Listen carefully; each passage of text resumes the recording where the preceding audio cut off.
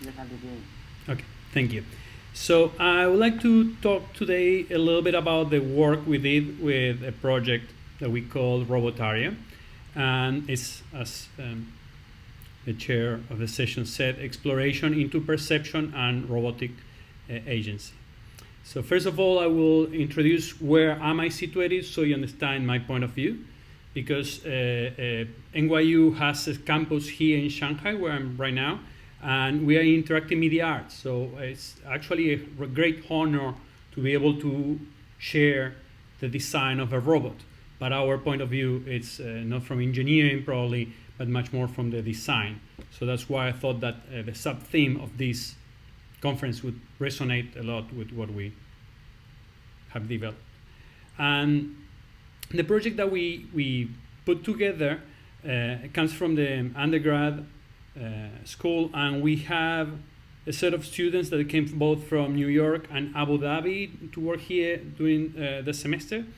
And we are actually trying to explore what is this relationship with robots. So the robot that we designed is specifically thought both in the mechanics and the software, and about what do we feel humans interacting with the robots. And through this project, we attempt to recreate a childlike curiosity that comes from discovering life and things that move life alike. So the way that I prepare this is by having an introduction that I hope gives us a context, and I will talk a little bit about the concepts we have from design perspective and the way that we develop it, both the PCB and the circuit and the software, as well as what were the findings where we exhibit these robots. We exhibit both in museums and different events where there was interactive art. So the first thing is, as references for this project in the introduction, I would like to quote the Sensors. That is an experiment that a roboticist did in 1968, where there's a big metallic structure that guides itself according to sound. And the author describes this as the perception cannot be considered in the abstract, nor it can be the form of resultant information that may take inside the system. So it's something that is coming from outside and it's making us pay attention. So to illustrate this, I included a short clip of this metallic creation. You can see somebody clapping their hands, and this metallic structure is moving, tuning the PID control specifically to give this feeling that the structure is moving lifelike. So this is not remote control, and this is from 1970, 1968. So engaging the audience in different ways, you'll see that the huge apparatus actually is an analog computer. And the second reference I want to quote is Robotario X, that is actually not from a roboticist himself, but an artist. And his name is Lionel Moura, and this work is from 2009. He says that observing the process, it was clear that from a random start, clusters will emerge simulating a composition, precisely as it happens with real ants and other emergent natural behaviors, clearly talking about other alive organisms. So this is a metallic structure, this little zoo that he designed, and inside it lives, there are some creatures living inside that they feed themselves with solar cells. So this project of a small ecosystem with moving things was engaging the audience, and there was a couple of feedback from the audience talking about, we observe the robots, are the robots observing us? So that's the point of departure for us. This is the project that we put. There is the West Bank Museum, and the attempt that we have was to let people actually interact with their hands with the robot while the robots were moving under this platform that you see there. So some of the things that we started thinking for the design was how big would be this bench that the people would be interacting with.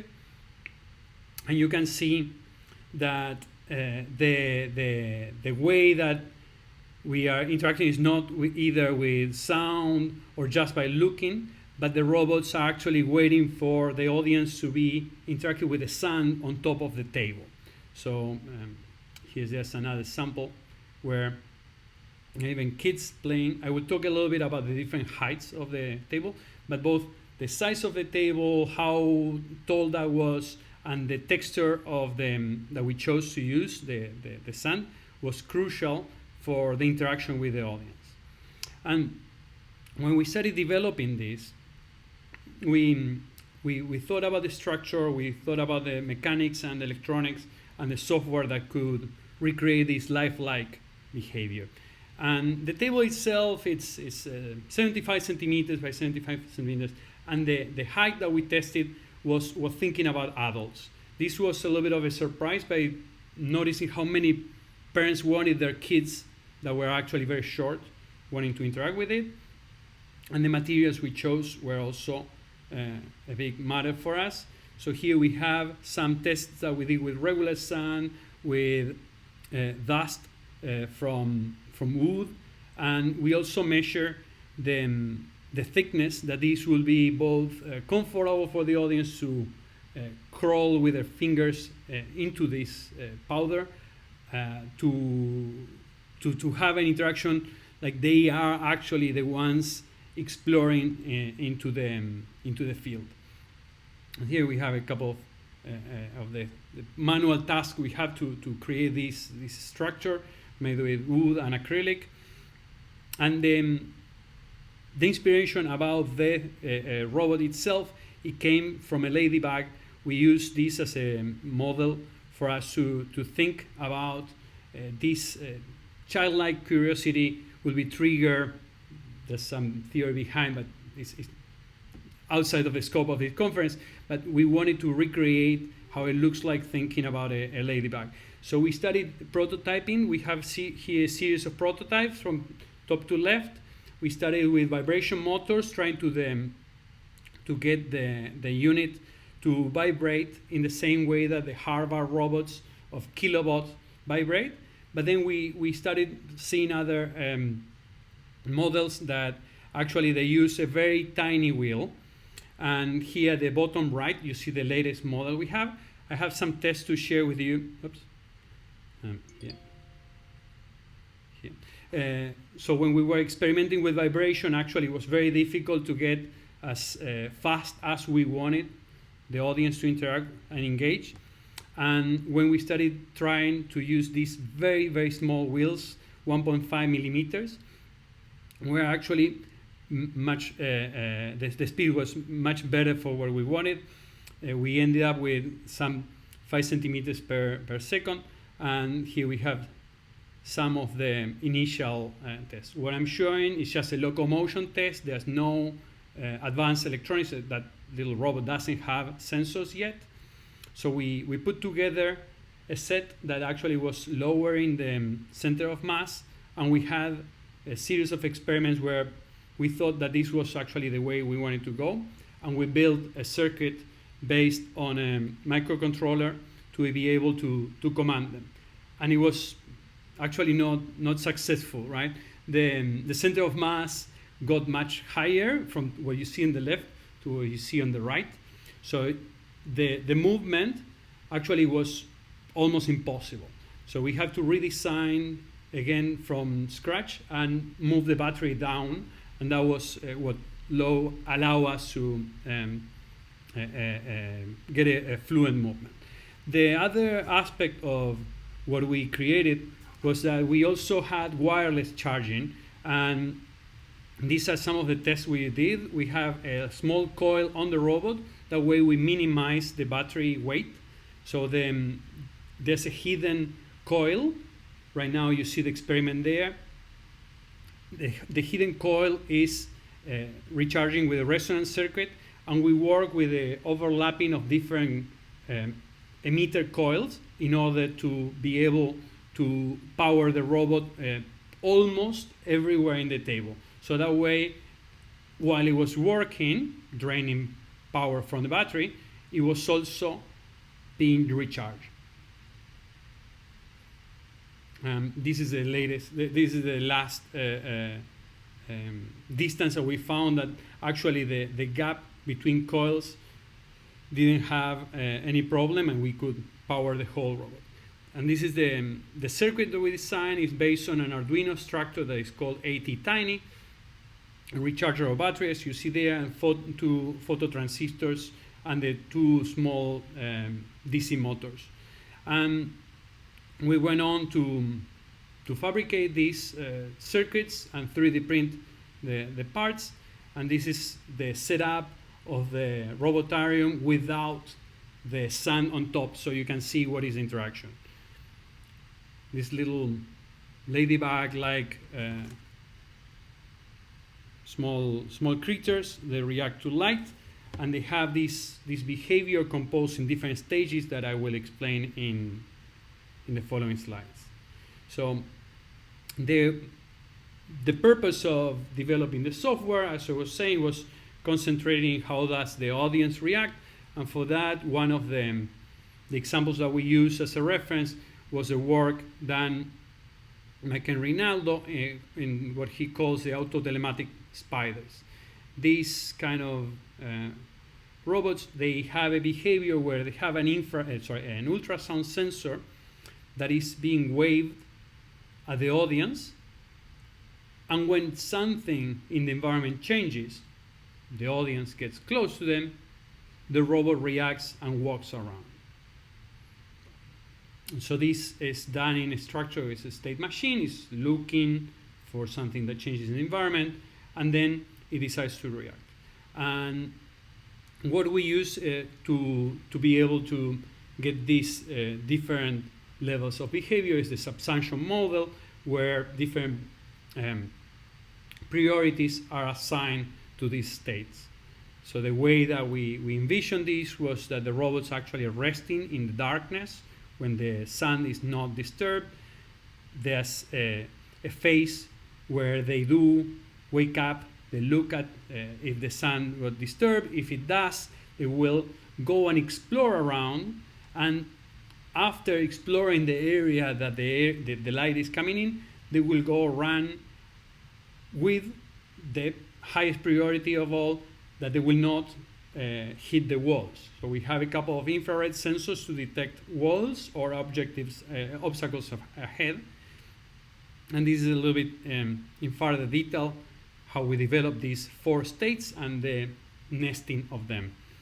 Both the code, the circuit, and the mechanical details are in a GitHub repository, because we made this project open source. And the result, at least we filmed this short video to give a sense of what happens under the sun. So there's nothing under there. When you get to actually find a robot, you see that it lights up. It gets curious because it moves under the area the light is coming in, and then it goes somewhere else. That somewhere else is not known by the audience. The robot is somewhere else, and we are trying to find it. So it becomes almost like a game with the audience. And as I was saying, we tested this both with the West Bank Museum and the Machine Art Symposium. We had a couple of surprises that are mostly related to the audience. So this is in the Machine Art Symposium that happened here in Shanghai, and the artist that was exhibiting, Echo Ram, is now doing exactly what we wanted. This is what we designed the project for. He's curious about the thing that he sees underneath, but when he finds it, it avoids it. It goes somewhere else. So he's really engaged, and there were many interesting conversations afterwards. And this is one of our findings that obviously was intended. This is mostly what happened in the West Bank Museum, where people were walking around and actually they were not fully understanding why were there things moving under the sun. And we also have a surprise with the amount of kids that wanted to interact with a robot, and things that we designed for, like for example, the height of the table ended up with parents pulling the kids up. And obviously this also triggers some of our thoughts about how do we design this thing to make a reflection about robot, like our relationship with robots. So we took out the pedestal to test, and actually that was more engaging for the audience. I think that I will leave you with that, and I appreciate your attention. Okay, thank you for the first speech. It's a very interesting one. And anyone question?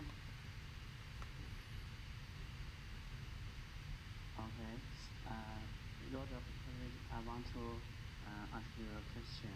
I want to know the view on the relationship between art robot and human, or especially kids.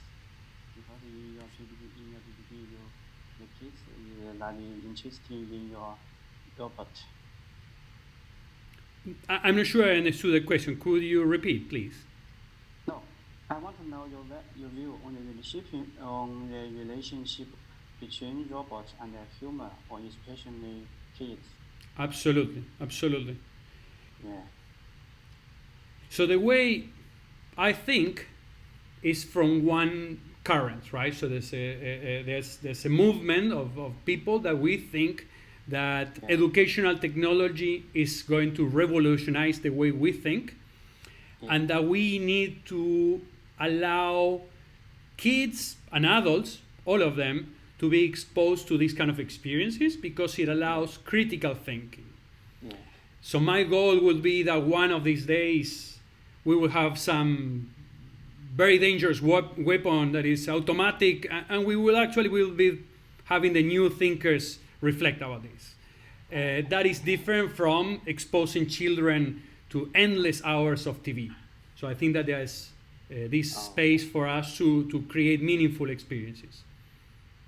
Okay, thank you very much. Thank you for your time. Okay.